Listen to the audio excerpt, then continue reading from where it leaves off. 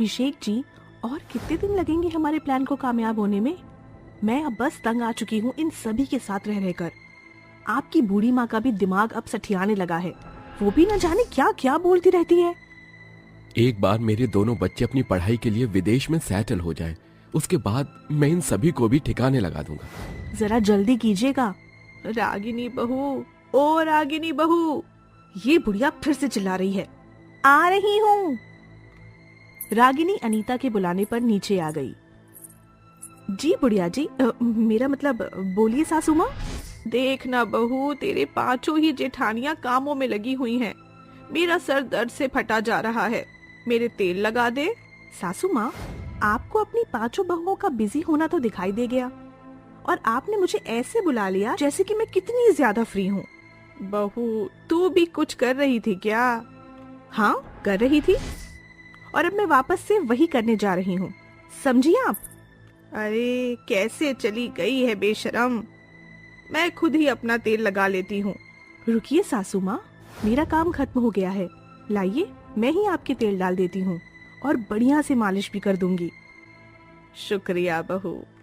गौरी अपनी सास के तेल लगाने बैठ गई। अनीता की जो 5 बड़ी बहुएं थीं, वो उसकी पूरे मन से सेवा करती थीं, और उन 5 के ही पति इस दुनिया में नहीं थे।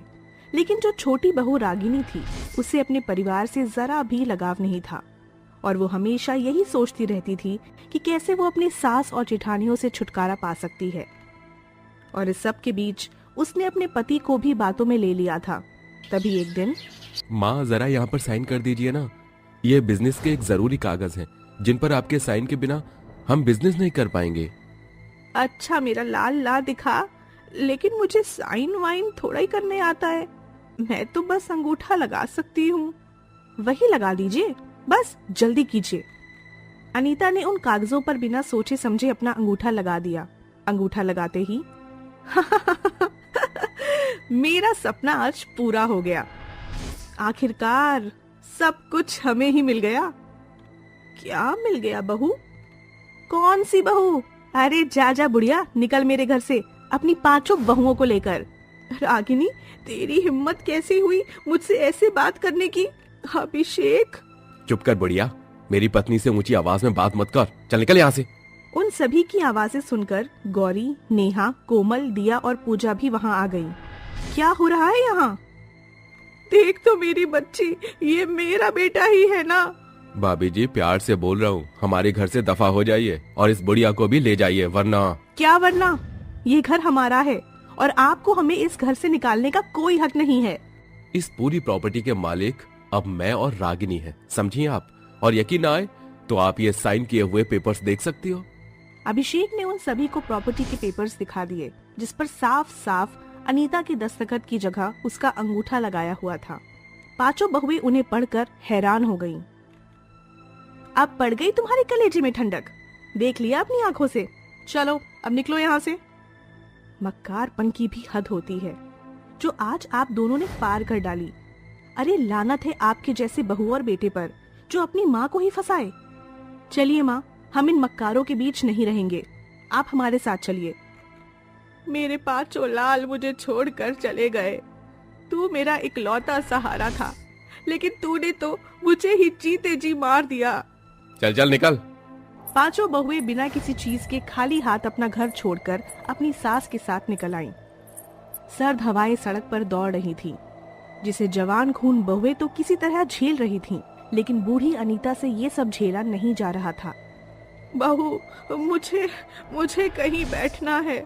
ऐसी सर्दी में अगर मैं कुछ देर और चलती रही तो मेरे शरीर से मेरी रूह निकल जाएगी।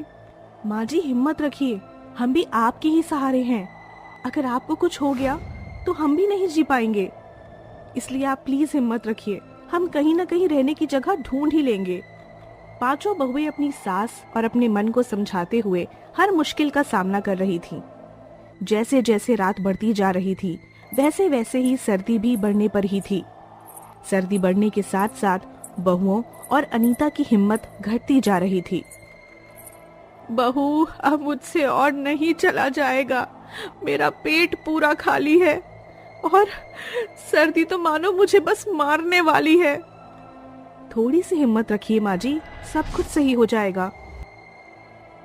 हमें कुछ ना कुछ तो मिल ही जाएगा। दिया, पूजा, तुम लोग यहीं कहीं से बेकार कचरा इकट्ठा करो।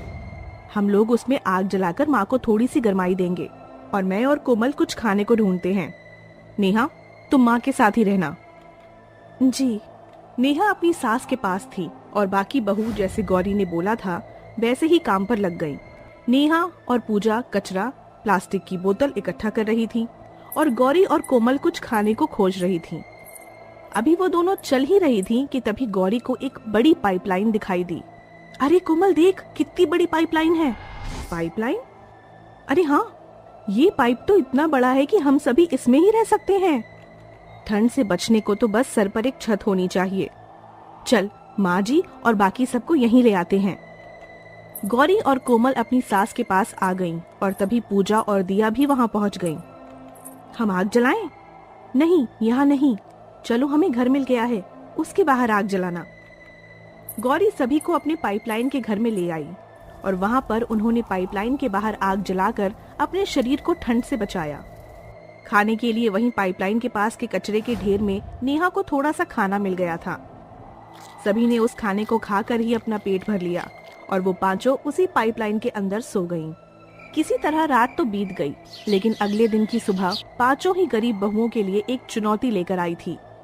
हमेशा ही हम इस पाइप में नहीं रह पाएंगे। हमें जिंदा रहने और ठंड से बचने को घर चाहिए। माँ, हम पांचों ही आज से काम करेंगी। जो भी काम हमें मिल जाएगा हम उसे ही करने को तैयार हैं। तुम्हारी मर्जी है बहुओं, मेरा आशीर्वाद हमेशा तुम्हारे साथ है। शुक्रिया माँ, हम चलते हैं। पांचों बहुएं अपने लिए काम ढूंढने निकल गईं। उन्होंने घर घर जाकर काम मांगा, लेकिन कहीं भी बात नहीं बनी। आखिर में वो सभी हार कर एक ठेकेदार के पास पहुंची। साहब, हमें काम की बहुत ज्यादा जरूरत है। हम कोई भी काम करने को तैयार हैं। देखो, वैसे मेरे पास तो काम करने वालों की गिनती पूरी है, लेकिन अगर तुम्हें इतनी ही जरूरत है तो तुम मेरे लिए ये ईंटें उठाने और मसाला बनाने का काम कर सकती हो। आपका हम पर एहसान होगा, शुक्रिया। पांचों बहुएं भूखे पेट बोझा ढोने के काम पर लग गईं। उन्हें हालात ने इतना मजबूर कर दिया था कि उन्हें अपनी ताकत से ज्यादा काम करना पड़ रहा था, लेकिन पांचों ही बहुओं ने हार नहीं मानी और शाम तक बिल्कुल अपनी पूरी ताकत के साथ काम किया। शाम को उन्हें उनके काम के पैसे मिल गए। वाह जेठानी जी, देखिए हमने आज में 250 रुपए कमा लिए। चलिए अब हम चलते हैं, माँ को भी भूख लगी होगी ना। शाम भी हो चली है, चलो खाना लेकर घर चलते हैं। पांचों बहुएं अपनी सास और अपने लिए खाना लेकर पाइपलाइन में ही चली गईं, जहां उन्होंने पूरे 2 दिन में भरपेट खाना खाया। देखो बहुओं, मेहनत की कमाई के खाने का स्वाद भी कितना ज्यादा हो जाता है। सही कहा माँ, और परिवार के साथ खाने में ही मजा भी आता है। तुम लोग कल भी काम पर जाओगी? हाँ माँ, हम ऐसे ही काम कर करके एक दिन अपना खुद का घर भी ले लेंगे। आप बस अपनी बहुओं की काबिलियत को देखती रहना। अनीता अपनी बहुओं की हिम्मत देखकर मन ही मन मुस्कुराने लगी। अब से पांचों बहुएं रोजाना वही बोझा ढोने का काम किया करती थीं और अपना मेहनताना शाम को ले आती थीं। ऐसे ही करते करते अब उन्होंने पाइपलाइन से निकलकर अपना खुद का किराए का घर ले लिया था और इन पांचों ने पुलिस में अपने देवर के खिलाफ शिकायत भी दर्ज कर दी थी। देखा देवर जी, ये मक्कारपना आपको ही भारी पड़ा ना। पुलिस स्टेशन से पांचों बहुएं अपने पुराने घर में आ जाती हैं। तभी सास कहती है, मुझे तुम्हारे ऊपर गर्व है बहुओं। क्या हुआ आज अगर मेरे बेटे यहाँ नहीं हैं? मेरी बहुएं मेरे बेटों से कम नहीं हैं। तो दोस्तों, इसलिए कहते हैं कि हर किसी कागज पर सोच समझकर और पढ़कर हस्ताक्षर करने चाहिए, क्योंकि जायदाद के लिए अच्छों की नीयत बदल जाती है। ठंड में गरीब कचरे वाली का चाय वाला पेड़। कितनी ठंड हो रही है आज। मुझे तो इस कोहरे में कुछ दिखाई भी नहीं दे रहा है। आज तो बहुत ज्यादा कोहरा है। काश आते हुए हम अपने साथ गर्मा गर्म चाय भी ले आते, तो काम करते करते चाय पीने का मजा ही और था। चल, अब तू जल्दी से लोगों के घरों से कचरा ले ले। मैं जाकर कूड़ेदान से कचरा बीनती हूँ। दोपहर तक काम खत्म करके जल्दी से घर लौट जाएंगे। सविता पास में ही पड़े कूड़े के ढेर में जाती है और वहां से कचरा चुनकर उसे कचरा सेठ को बेच देती है, जिससे उसे पैसे मिलते हैं। वहीं मुरली भी लोगों के घरों से कचरा लेता है, जहां लोग भी उसे अपने घरों से कचरा लेने के लिए पैसे देते हैं। दोनों माँ बेटे कचरा चुनकर ही अपने घर का गुजारा चलाते थे। ऐसे ही सुबह से दोपहर हो जाती है और दोनों माँ बेटे ठंड में अपना कचरे का काम खत्म कर कपकपाते हुए अपने घर लौटते हैं। आज तो इस ठंड में हालत ही खराब हो गई। अरे आप आ गए दोनों। बिल्कुल सही समय पर आए हैं आप। अभी अभी खाना बनकर तैयार हुआ है, आप लोग हाथ मुंह धो लीजिए, मैं गर्मा गर्म खाना परोसती हूँ। बहू तू खाना रहने दे और गर्मा गर्म चाय बना दे। ऐसी ठंड में कुछ खाने का मन ही नहीं करता है, बस गर्मा गर्म चाय मिल जाए काफी है। लेकिन माँ जी, आप दोनों ने सुबह से कुछ भी नहीं खाया है। सुबह भी आप दोनों 2-2 कप चाय पीकर ही गए थे। अब क्या चाय से ही अपना पेट भर लेंगे? लक्ष्मी, माँ बिल्कुल ठीक कह रही है। तुम चाय ही बना दो, खाना तो हम लोग बाद में भी खा लेंगे। और मैं तो कह रहा हूँ कि कल से तुम मुझे और माँ को चाय पैक करके दे देना, हम लोग काम करते करते चाय पियेंगे। कचरा चुनते हुए भी चाहिए पियोगे कम से कम, तो इस समय तो चाय छोड़ दीजिए ना। बहू तू चाय बना, मैं अभी आती हूँ। लक्ष्मी मुंह बनाते हुए अपनी सास और पति के